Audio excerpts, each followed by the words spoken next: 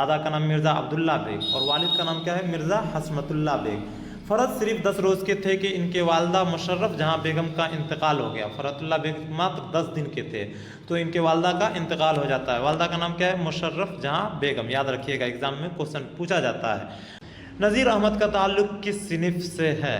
देखिए सवाल क्या पूछा जा रहा है, नज़ीर अहमद का ताल्लुक़ जो है वो किस सिनिफ से है। तो यहाँ पे आप खाका में अगर टिक करते हैं तो आपका गलत हो जाएगा, क्योंकि नज़ीर अहमद की कहानी का ताल्लुक़ खाका से है। लेकिन यहाँ पे आपसे पूछा जा रहा है नज़ीर अहमद का ताल्लुक़ किस सिनिफ से है, तो नज़ीर अहमद का ताल्लुक़ जो है नाबिल से है। तो राइट ऑप्शन आपका ऑप्शन नंबर ए हो जाएगा।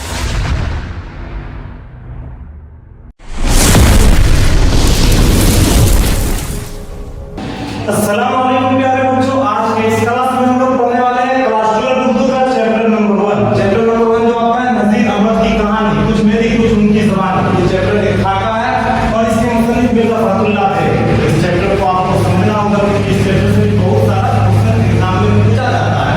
तो आज के इस क्लास में हम आपको बेहतरीन तरीके से, छोटा सा क्लास होगा जिसमें आपको बेहतरीन तरीके से इस चैप्टर के बारे में एक्सप्लेन कर देंगे, ताकि आपके एग्जाम में जो भी क्वेश्चन पूछा जाए उम्मीद है आप बना लीजिएगा।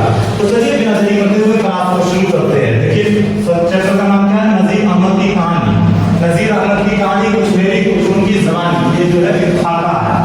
तो नज़ीर अहमद की कहानी अगर पूछा जाएगा नज़ीर अहमद की कहानी का ताल्लुक किस सिनिफ से, तो आपको खाका में टिक करना है।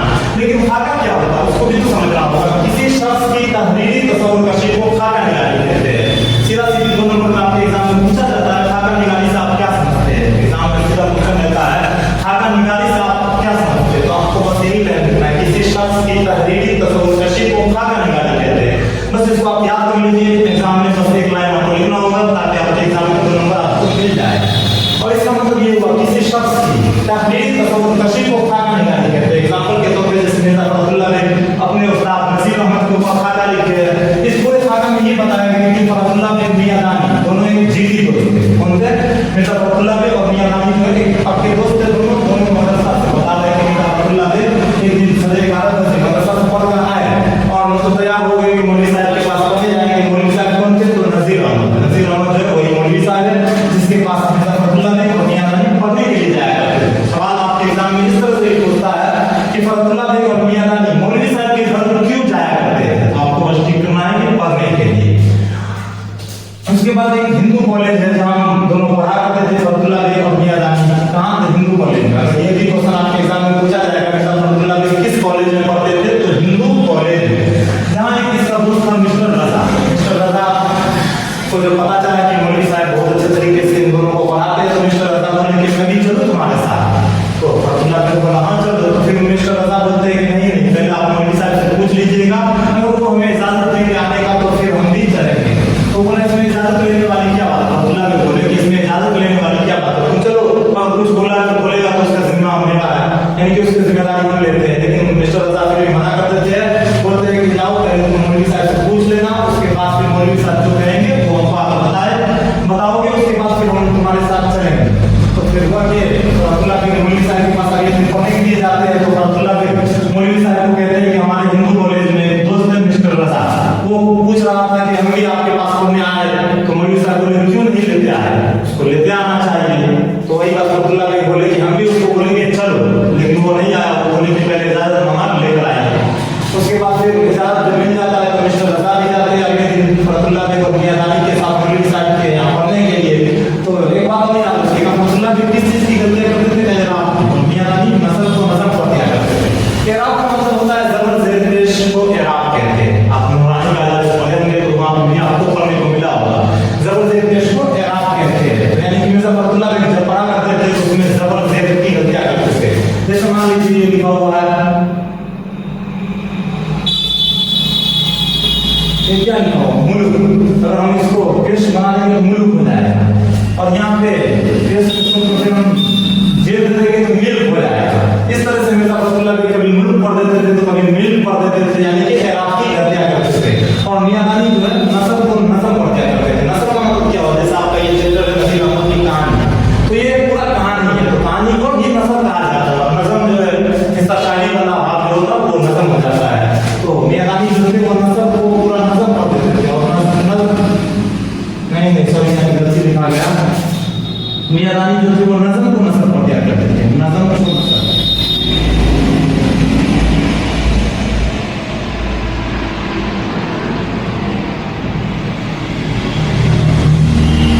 मियां रानी क्या करते थे, नजम को नसर पर दिया करते थे। मतलब कोई भी शायरी को पढ़ते थे तो शायरी हम क्लास में नहीं पढ़ा करते थे, बल्कि वो एक कहानी की तरह पढ़ने लगते थे। तो उम्मीद है ये सब आपको समझ में आ गया होगा। इसमें एक और बात है जिसका नाम है बीज जमानी।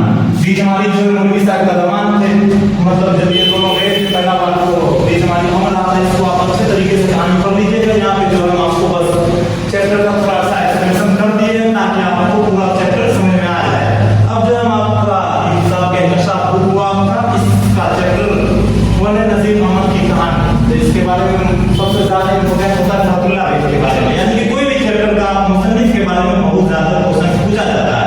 आप क्वेश्चन उठा कर देखिए, उसमें ज्यादातर क्वेश्चन मुसन्निफ के बारे में ही पूछा जाता है। चैप्टर से एक क्वेश्चन रहेगा कि मिस्टर रजा कौन था, मियां रानी किस चीज की गलतियां करते थे, तो इराक की। मियां रानी नसर को नसर पर दिया करते थे, नजम को नसर, और फतहुल्लाह बेग जो इराक की गलतियां करते थे।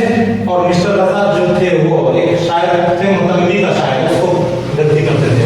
एक सवाल ये भी आपके एग्जाम में पूछा जाएगा कि मिस्टर रजा की छुट्टी क्यों हो गई, तो मुतम्मी का एक शायर था जिसको मिस्टर रजा पढ़ रहे थे तो गलती कर दिए थे, जिसकी वजह से मौलवी साहब गुस्सा हो गए और उसको वहां से भगा दिया गया था। तो उम्मीद है ये चैप्टर आप एक बार जरूर पढ़े होंगे, अगर नहीं पढ़े तो आप बुक उठाइए और बुक से पढ़िए। यहाँ पे जो हम आपको दिखा रहे हैं ये मुसन्निफ के बारे में, यानी कि मिर्जा फतहुल्लाह के बारे में पूरा डिटेल से समझेंगे। उसके बाद इस चैप्टर का ऑब्जेक्टिव क्वेश्चन भी कवर करा दिया जाएगा। चलिए हम आपको स्क्रीन के ऊपर ले चलते हैं। तो इस चैप्टर के मुसन्निफ जो है मिर्ज़ा फ़रतुल्लाह बेग। फ़रतुल्लाह बेग से बहुत सारा क्वेश्चन आपके एग्जाम में पूछा जाता है। अगर आपके पास बुक है तो इस बुक को जहाँ जहाँ पे बताएंगे आप हाईलाइट कर लीजिएगा। इस बुक का हम एक एक लाइन आपको पढ़ेंगे और बेहतरीन तरीके से आपको समझाएंगे कि उसके बाद आप देखिएगा, इसके बाद जो ऑब्जेक्टिव क्वेश्चन कराएंगे वो भी आपसे पूरा का पूरा क्वेश्चन बन जाएगा। बस आप आज ये क्लास कर लीजिए, उसके बाद फिर आप देखिएगा किस तरह से आपका तैयारी हो जाता है। चलिए बिना देरी करते हुए शुरू करते हैं। मिर्ज़ा फ़रतुल्लाह बेग के जदो अमजद मिर्ज़ा अफजल बेग बदख्शा से तरक वतन करके शाह आलम शानी के ज़माने में हिंदुस्तान आए और फ़ौज में मुलाजम हुए। इस पूरे लाइन का कहना ये हुआ कि मिर्ज़ा फ़रतुल्लाह बेग के जदो अमजद का मतलब उनके दादा परदादा बदख्शा से, बदख्शा एक जगह है, वहाँ से तरक वतन करके, तरक वतन मतलब वहाँ को छोड़कर शाह आलम शानी के ज़माने में हिंदुस्तान आए और फ़ौज में मुलाजम हुए। मुलाजम का मतलब फ़ौज में नौकरी करने लगे। फ़रत के दादा मिर्ज़ा अब्दुल्ला बेग की माली हालत अच्छी नहीं थी, यानी कि फ़रतुल्लाह बेग का दादा का नाम क्या है, मिर्ज़ा अब्दुल्ला बेग। ये भी आपके एग्जाम में क्वेश्चन पूछा जाता है कि मिर्ज़ा फ़रतुल्लाह बेग के दादा कौन थे, तो मिर्ज़ा अब्दुल्ला बेग, जिनकी माली हालत यानी कि आर्थिक स्थिति अच्छी नहीं थी। 1857 ईस्वी के इनकलाब से ये ख़ानदान भी मुतासर हुआ और दिल्ली से हिजरत करके हैदराबाद दक्कन चला गया। तो मिर्ज़ा फ़रतुल्लाह बेग की पैदाइश दिल्ली में ही होती है। उसके बाद वो दिल्ली छोड़कर, यानी कि जब मिर्ज़ा फ़रतुल्लाह बेग का पैदाइश हो जाता है उसके बाद उनके अब्बू वालिद साहब जो थे वो दिल्ली छोड़कर हैदराबाद हिजरत करके चले गए। तो वही बताया जा रहा है 1857 के इनकलाब, मतलब 1857 का क्रांति जो हुआ था, अगर आप लोग का इतिहास होगा तो उसमें आप पढ़े होंगे कि 1857 का क्रांति। तो 1857 के क्रांति में ये बहुत ज़्यादा परेशान हो गए और दिल्ली छोड़कर, ये दिल्ली से हिजरत करके कहाँ चले गए, हैदराबाद दक्कन चला गया। हिजरत का मतलब होता है एक जगह से दूसरे जगह जाना। तो दिल्ली छोड़कर हैदराबाद दक्कन चला गया। तज़किरा नवेसियों के मुताबिक मिर्ज़ा फ़रतुल्लाह बेग की पैदाइश सितंबर 1883 ईस्वी में हुई। मतलब तज़किरा नवेसियों, कुछ लिखने वाले कहते हैं कि मिर्ज़ा फ़रतुल्लाह बेग की पैदाइश सितंबर 1883 में हुई, लेकिन इनके बयान के मुताबिक वह अगस्त 1885 ईस्वी में पैदा हुए। तौलद हुए मतलब पैदा हुए। तो लिखने वाले जो लिखते हैं कि मिर्ज़ा फ़रतुल्लाह बेग 1883 में पैदा हुए। तो सवाल आपके एग्ज़ाम में इस तरह से भी पूछता है कि तज़किरा नवेसियों के मुताबिक मिर्ज़ा फ़रतुल्लाह बेग की पैदाइश कब हुई, तो सितंबर 1883। और अगर पूछा जाएगा मिर्ज़ा फ़रतुल्लाह बेग की पैदाइश कब हुई, अगर तज़किरा नवेसी नहीं दिया रहेगा, सीधा सीधी रहेगा कि मिर्ज़ा फ़रतुल्लाह बेग की पैदाइश कब हुई, तब आपको टिक करना है अगस्त 1885 में। और यही दुरुस्त है। और जब मिर्ज़ा फ़रतुल्लाह बेग का बयान है कि वो खुद 1800 मतलब खुद बोल रहे कि हम 1885 अगस्त का महीना था उसमें पैदा हुए, तो यही दुरुस्त है। जाए पैदाइश मोहल्ला चूड़ी वलान दिल्ली में हुआ। और जाए पैदाइश यानी कि इनकी पैदाइश कहाँ हुआ, मोहल्ला चूड़ी वलान दिल्ली में। और बाद में जाकर ये दिल्ली छोड़कर, इनके वालिद साहब जो थे दिल्ली छोड़कर हिजरत करके कहाँ चले गए, हैदराबाद दक्कन। ये भी एग्जाम में पूछा जाता है, इसलिए याद रखिएगा। इनके वालिद का नाम मिर्ज़ा हशमतुल्लाह बेग था, दादा का नाम मिर्ज़ा अब्दुल्ला बेग और वालिद का नाम क्या है, मिर्ज़ा हशमतुल्लाह बेग। फ़र्ज सिर्फ 10 रोज़ के थे कि इनके वालदा मुशर्रफ जहाँ बेगम का इंतकाल हो गया। फ़रतुल्लाह बेग मात्र 10 दिन के थे तो इनके वालदा का इंतकाल हो जाता है। वालदा का नाम क्या है? मुशर्रफ जहाँ बेगम। याद रखिएगा, एग्जाम में क्वेश्चन पूछा जाता है।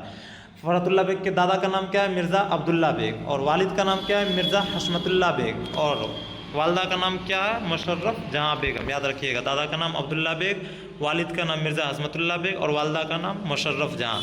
फ़र्ज जब 10 रोज़ के थे तो इनके वालदा का इंतकाल हो जाता है। उसके बाद इनकी फूफी ने, फूफी का नाम क्या है? हुसन जहाँ बेगम। तो ये भी सवाल आपके एग्ज़ाम में पूछा जाता है कि फ़रतुल्लाह बेग के फूफी का नाम क्या है? तो हुसन जहाँ बेगम, जो इन्हें अपनी औलाद की तरह पाला। यानी कि फ़रतुल्लाह बेग 10 रोज़ के थे कि इनके वालदा का इंतकाल हो जाता, वालदा यानी कि उनकी अम्मी का। तो उनके बाद उनका फूफी जो होती है वो उनकी अपने औलाद की तरह पाला। उसके बाद हज़रत निज़ामुद्दीन औलिया की दरगाह की मस्जिद में एक बुज़ुर्ग सैयद वलीउल्लाह रहते थे। हज़रत निज़ामुद्दीन औलिया दिल्ली में ही है, उसके दरगाह में एक बुज़ुर्ग सैयद वलीउल्लाह रहते थे। उन्होंने ही इनकी बिस्मिल्लाह कराई। तो ऑब्जेक्टिव में ये भी क्वेश्चन पूछा जाता है कि फ़रतुल्लाह बेग की बिस्मिल्लाह किसने कराई थी? तो सैयद वलीउल्लाह। उसके बाद है मौलवी कमरुद्दीन से कलाम पाक पढ़ा। और मौलवी कमरुद्दीन से कलाम पाक पढ़ा, इसको भी आप लोग हाईलाइट कर लीजिए, एग्जाम में पूछा जाता है कि कलाम पाक फ़रतुल्लाह बेग किससे पढ़े थे? तो मौलवी कमरुद्दीन से। उसके आगे फिर दिया हुआ है गवर्नमेंट हाई स्कूल कश्मीरी दरवाज़ा दिल्ली से एंट्रेंस का इम्तिहान पास किया। गवर्नमेंट हाई स्कूल कश्मीरी दरवाज़ा दिल्ली से एंट्रेंस का इम्तिहान पास किया। एंट्रेंस का एग्ज़ाम, जैसे आप लोग 12 के बाद DLED कीजिएगा या कोई भी प्रवेश परीक्षा, एंट्रेंस का मतलब प्रवेश परीक्षा, तो प्रवेश परीक्षा पास किया। कब मतलब कहाँ से पास किया था? तो गवर्नमेंट हाई स्कूल कश्मीरी दरवाज़ा से। तो एग्जाम में क्वेश्चन पूछा जाता है कि फ़रतुल्लाह बेग एंट्रेंस का इम्तिहान कहाँ से पास किए थे? तो गवर्नमेंट हाई स्कूल कश्मीरी दरवाज़ा जो दिल्ली में है। फिर 1901 ईस्वी में हिंदू कॉलेज में दाखिला लिया। 1901 ईस्वी में उसके बाद हिंदू कॉलेज में दाखिला लिया। आप जो चैप्टर पढ़े होंगे तो उसमें आपको बताए थे कि हिंदू कॉलेज में मियादानी और फ़रतुल्लाह बेग दोनों पढ़ा करते थे। तो वहीं मौलवी साहब का खूब तारीफ़ें किया करते थे। तो एक दिन मिस्टर रज़ा बोले कि हम भी चलेंगे। तो हिंदू कॉलेज में कब दाखिला हुआ? तो 1901 ईस्वी में। ये भी बहुत इंपॉर्टेंट क्वेश्चन आपके एग्जाम में पूछा जाता है, हिंदू कॉलेज में कब दाखिला हुआ? तो 1901 ईस्वी में। और यहाँ से 1903 ईस्वी में इंटरमीडिएट की सनद हासिल की और 1903 ईस्वी में उन्होंने इंटर का एग्ज़ाम देकर वहाँ इंटर का डिग्री हासिल कर लिया। सेंट स्टीफेंस कॉलेज से BA किया। इन्होंने इसी कॉलेज में MA किया। MA में भी दाखिला लिया, लेकिन मुआशी हालत कमज़ोर होने के सबब तालीम मुकम्मल नहीं कर सके। लेकिन मुआशी हालत यानी कि आर्थिक स्थिति कमज़ोर थी, जिसके वजह से तालीम मुकम्मल नहीं कर सके। मतलब जो पढ़ाई कर रहे थे वो मुकम्मल नहीं कर सके, बीच में ही छोड़ना पड़ गया था। अपनी तालीमी ज़िंदगी के दौरान इन्हें खेलों से बहुत दिलचस्पी रही। और अपनी तालीमी ज़िंदगी के दौरान इन्हें खेलों से भी बहुत ज़्यादा दिलचस्पी रही, जिसका नाम जैसे देखिए क्रिकेट, टेनिस, ब्लेड, चौसर और शतरंज वगैरह सभी कुछ खेलते थे। ये पूरा लाइन आप हाईलाइट कर लीजिए। एग्ज़ाम में पूछा जाता है कि मिर्ज़ा फ़रतुल्लाह बेग को कौन कौन से खेल से दिलचस्पी रही? तो क्रिकेट, टेनिस, ब्लेड, चौसर, शतरंज वगैरह सभी कुछ खेलते थे। फ़रतुल्लाह बेग तलाश मुआश के सिलसिले में हैदराबाद आए और वहाँ के एक स्कूल में अंग्रेज़ी के मुअल्लिम बनाए गए। फ़रतुल्लाह बेग जो है तलाश मुआश का मतलब होता है नौकरी के तलाश में। कहाँ आए? हैदराबाद। और वहाँ के एक स्कूल में अंग्रेज़ी के मुअल्लिम बनाए गए और वहाँ जाकर एक स्कूल में अंग्रेज़ी के टीचर बनाए गए। 1908 ईस्वी में हाई कोर्ट में मुतरजम मुकर्रर हुए। उसके बाद फिर 1908 ईस्वी में हाई कोर्ट में मुतरजम मुकर्रर हुए। हाई कोर्ट में मुतरजम का मतलब होता है ट्रांसलेट करने वाला। तो पूछा जाएगा हाई कोर्ट में मुतरजम मुकर्रर कब हुए? तो 1908 में। और कहाँ मुतरजम मुकर्रर हुए थे? तो हाई कोर्ट में। और 1910 ईस्वी में जुडिशियल इम्तिहान पास किया और एक एग्ज़ाम पास किया जुडिशियल, जो कब पास किया? 1910 ईस्वी में।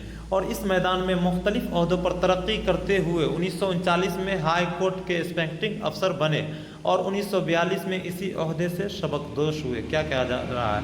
1910 ईस्वी में जुडिशियल का इम्तिहान पास किया और इसी मैदान में, मतलब उसी मैदान में, जुडिशियल के मैदान में ही मुख्तलिफ ओहदे, मतलब अलग अलग ओहदा पर तरक्की करते हुए 1939 में हाई कोर्ट के इंस्पेक्टर अफसर बन गए थे। तो अगर पूछा जाएगा मिर्ज़ा फ़रतुल्लाह बेग हाई कोर्ट के इंस्पेक्टर अफसर कब बन गए थे? तो 1939 में। और फिर 1942 में उसी ओहदे से सबकदोश हो गए। सबकदोश का मतलब रिटायर हो गए। मिर्ज़ा फ़रतुल्लाह बेग की शादी अगस्त 1908 ईस्वी में इनकी चचा साजिद बेग की लड़की नसीमा सुल्ताना से हुई। अगर पूछा जाएगा मिर्ज़ा फ़रतुल्लाह बेग की शादी कब हुई, तो अगस्त 1908 ईस्वी में। और पैदाइश कब हुआ था? अगस्त 1885 में, याद रखिएगा। और शादी अगस्त 1908 ईस्वी में किससे हुई? तो ये अपने ही चचा की बेटी थी जिसका नाम है नसीमा सुल्ताना। इनके इंतकाल के बाद, और जब नसीमा सुल्ताना का इंतकाल हो जाता है तो उसके इंतकाल के बाद पहली बीबी की बहन यानी कि नसीमा सुल्ताना की बहन हमीदा सुल्ताना से दूसरी निकाह करते हैं। फ़रतुल्लाह बेग का इंतकाल 27 अप्रैल 1947 ईस्वी को आर्जा कलब हुआ और ठकी जेल से करीबी कब्रिस्तान सराय इलाही चमन में सुपुर्द खाक हुए। मतलब फ़रतुल्लाह बेग का इंतकाल अगर पूछा जाएगा तो आपको 27 अप्रैल 1947 याद रखना है। तो फ़रतुल्लाह बेग का वफ़ात 27 अप्रैल 1947 ईस्वी को होता है।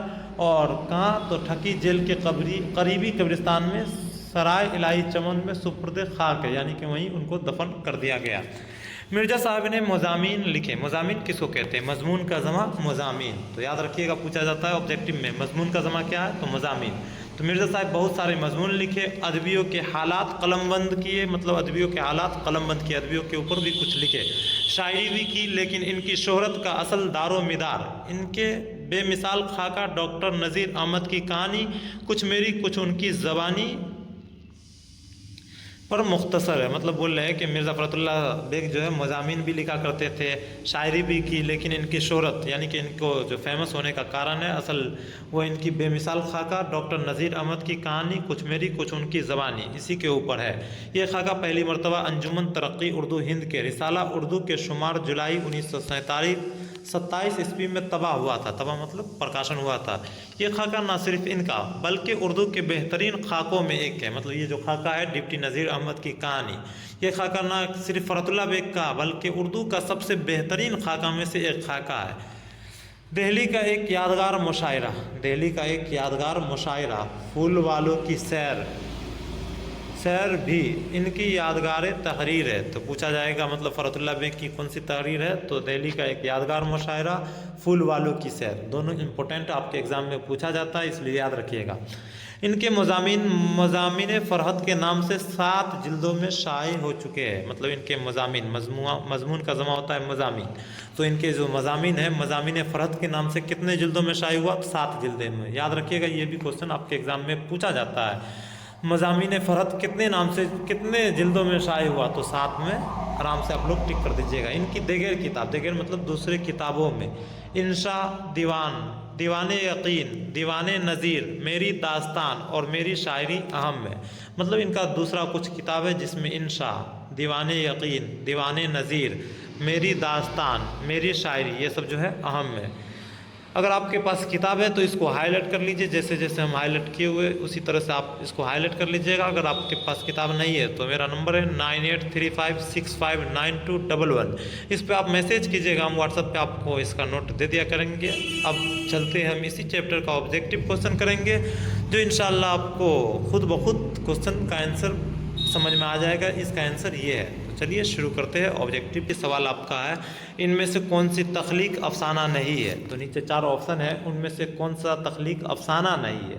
तो ऑप्शन देखिए, नज़ीर अहमद की कहानी, हमको पता है कि ये जो है खाका है, तो अफसाना नहीं है ये पूछा जा रहा है। तो राइट ऑप्शन हमारा यहीं पे मिल जाता है, नज़ीर अहमद की कहानी अफसाना नहीं है। और उसके बाद ऑप्शन बी में देखिए क्या है, प्रोमिस, जो आपका 8वां चैप्टर है जिलानी बानो का, अफसाना प्रोमिस, ये एक अफसाना है। इब्राहिम सुक्का, ये भी एक 10वां चैप्टर है शायद, इब्राहिम सुक्का, ये भी एक अफसाना है। टोबा टेक्सिंग, ये 7वां चैप्टर है। सआदत हुसैन मिंटू का, ये भी एक अफसाना है। तो राइट ऑप्शन यहाँ पर आपका हो जाएगा ऑप्शन नंबर ए। चलिए अगला सवाल देखते हैं। मंदर झेल से नाविल कौन है? यानी कि दर्ज झेल 4 नीचे ऑप्शन है, उनमें से कौन नाविल है? भाभी जान क्लास 10th में आप पढ़े होंगे, चैप्टर नंबर 2 सुहेल अजीम आबादी का, जो एक अफसाना था। तो राइट ऑप्शन नंबर क्या हो जाएगा? तौबतुन नुसू, नाविल पूछा जा रहा है तो नाविल तौबतुन नुसू है, जो डिप्टी नज़ीर अहमद का नाविल है। ये भी हम लोग क्लास 10th में ही पढ़ चुके हैं। तौबतुन नुसू डिप्टी नज़ीर अहमद का नाविल है। अगला क्वेश्चन आपका है, मिर्ज़ा फ़रतुल्लाह बेग के उस्ताद कौन है? तो आपको पता ही होगा मिर्ज़ा फ़रतुल्लाह बेग के उस्ताद नज़ीर अहमद है। तो राइट ऑप्शन बी हो जाएगा। अगला सवाल है उर्दू का पहला खाका निगार कौन है? तो सबसे पहले उर्दू में खाका कौन लिखे तो फ़रतुल्लाह बेग, और पहला खाका पूछा जाएगा तो नज़ीर अहमद की कहानी जो है उर्दू का पहला खाका है, और पहला खाका निगार कौन है? मिर्ज़ा फ़रतुल्लाह बेग। अगर आपसे पूछा जाएगा उर्दू का पहला नाविल कौन है, नाविल निगार कौन है, तो नज़ीर अहमद। नज़ीर अहमद फ़रतुल्लाह बेग के कौन थे? तो नज़ीर अहमद फ़रतुल्लाह बेग के उस्ताद थे। राइट ऑप्शन नंबर सी हो जाएगा। चलिए अगला सवाल देखते हैं। मदरसा में फ़रतुल्लाह बेग के साथ कौन पढ़ते थे? मदरसा में फ़रतुल्लाह बेग के साथ जो है कौन पढ़ते थे? तो मियाँ दानी। तो राइट ऑप्शन आपका हो जाएगा ऑप्शन नंबर बी, मियाँ दानी। चलिए अगला सवाल देखते हैं। नज़ीर अहमद का ताल्लुक़ किस सिनिफ से है? देखिए सवाल क्या पूछा जा रहा है, नज़ीर अहमद का ताल्लुक़ जो है वो किस सिनिफ से है? तो यहाँ पे आप खाका में अगर टिक करते हैं तो आपका गलत हो जाएगा, क्योंकि नज़ीर अहमद की कहानी का ताल्लुक़ खाका से है। लेकिन यहाँ पे आपसे पूछा जा रहा है नज़ीर अहमद का ताल्लुक़ किस सिनिफ से है? तो नज़ीर अहमद का ताल्लुक़ जो है नाविल से है। तो राइट ऑप्शन आपका ऑप्शन नंबर ए हो जाएगा।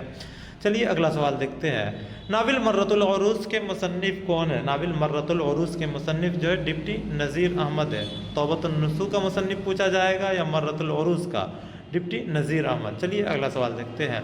नज़ीर अहमद किस मशहूर शख्सियत के उस्ताद थे? नज़ीर अहमद जो है किस मशहूर शख्सियत के उस्ताद थे? तो हमें पता है फ़रतुल्लाह बेग के उस्ताद थे। तो राइट ऑप्शन नंबर सी हो जाएगा। चलिए अगला सवाल देखते हैं। फ़रतुल्लाह बेग नज़ीर अहमद के घर क्यों आते थे? फ़रतुल्लाह बेग जो है नज़ीर अहमद के घर क्यों जाया करते? तो मियाँ दानी के साथ पढ़ने के लिए जाया करते थे। तो राइट ऑप्शन नंबर ए हो जाएगा। सवाल नंबर 11 में है नज़ीर अहमद की कहानी के मुसन्निफ कौन है? यानी कि नज़ीर अहमद का जो कहानी एक खाका है उसके मुसन्निफ कौन है? तो ऑप्शन बी में ही हमको दिख रहा है फ़रतुल्लाह बेग। तो राइट ऑप्शन नंबर बी हो जाएगा। चलिए अगला सवाल देखते हैं। नज़ीर अहमद की कहानी का ताल्लुक़ किस सिनिफ अदब से है? यानी कि नज़ीर अहमद का जो कहानी है वो उसका ताल्लुक़ किस सिनिफ से है? नज़ीर अहमद का पूछा जाता तब तो नाविल होता, लेकिन नज़ीर अहमद की कहानी का ताल्लुक़ तब खाका हो जाएगा। राइट ऑप्शन आपका ऑप्शन नंबर बी हो जाएगा। चलिए अगला सवाल देखते हैं। फ़रतुल्लाह बेग की कौन सी तसनीफ़ शामिल निसाब है? यानी कि फ़रतुल्लाह बेग की कौन सी तसनीफ़ हमारी किताब में शामिल है? तो नज़ीर अहमद की कहानी। Right option number C. और देखिए ऑप्शन ए में भी नज़ीर अहमद है, लेकिन यहाँ पे गलत लिखा हुआ है। इस तरह आपको ध्यान देना होगा, ऐसा ना जल्दी में आप ऑप्शन ए को टिक कर दीजिएगा जो आपका गलत हो जाएगा। अगला सवाल है फ़रतुल्लाह बेग शायर ख्वानी में किस तरह की गलतियाँ करते थे? फ़रतुल्लाह बेग जो है वो शायर ख्वानी में किस तरह की गलतियाँ करते थे? तो हम आपको बताए फ़रतुल्लाह बेग एराब की गलतियाँ करते थे, और मियाँ दानी जो है नज़म को नसर पर दिया करते थे। सवाल नंबर 15 है किसी शख्स की तहरीरी तसव्वुरकशी को क्या कहते हैं? देखिए यहाँ से ऑब्जेक्टिव भी आपका बनता है, किसी शख्स की तहरीरी तसव्वुरकशी को ही खाका निगारी कहा जाता है। और 2 नंबर में पूछा जाएगा खाका निगारी से आप क्या समझते हैं? तो बस इसी लाइन को आपको लिखना होगा, किसी शख्स की तहरीरी तसव्वुरकशी को खाका निगारी कहते हैं। अगला सवाल है मिर्ज़ा फ़रतुल्लाह बेग के जदो अमजद यानी कि उनके दादा परदादा किस बादशाह के ज़माने में हिंदुस्तान आए थे? तो शाह आलम सानी के ज़माने में हिंदुस्तान आए थे। तो राइट ऑप्शन हो जाएगा आपका ऑप्शन नंबर सी। चलिए अगला सवाल देखते हैं।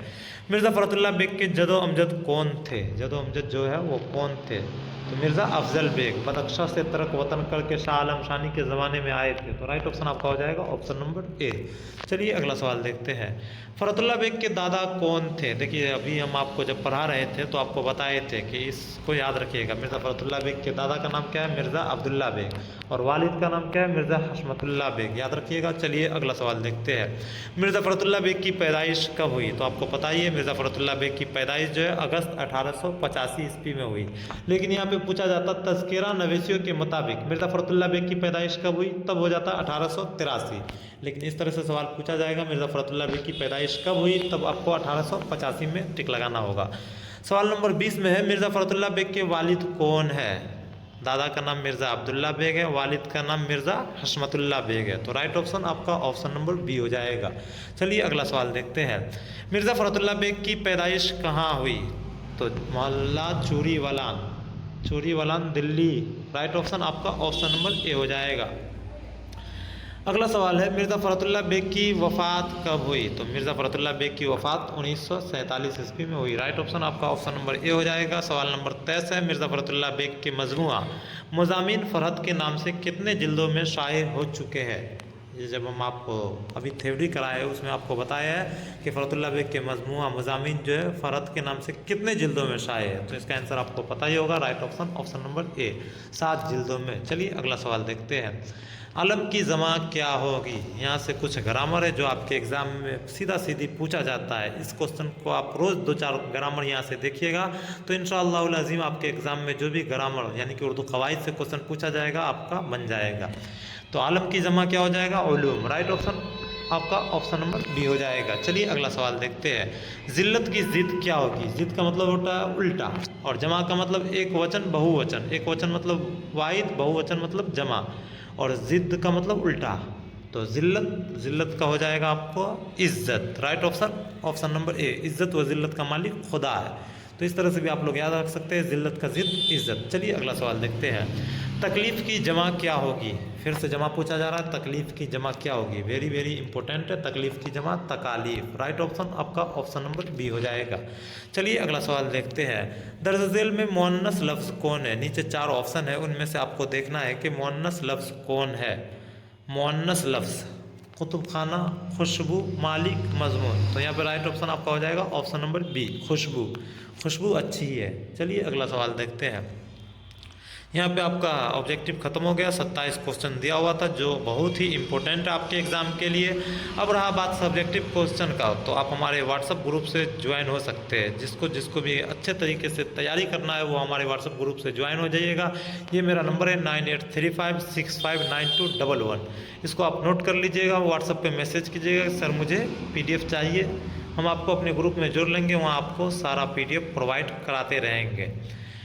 और इसी तरह से आपको और भी अगला चैप्टर का चाहिए तो कमेंट ज़रूर कीजिएगा कि आज का क्लास कैसा लगा। चलिए आज का क्लास यहाँ पे ख़त्म करते हैं, मिलते हैं अगले वीडियो में। अस्सलाम वालेकुम।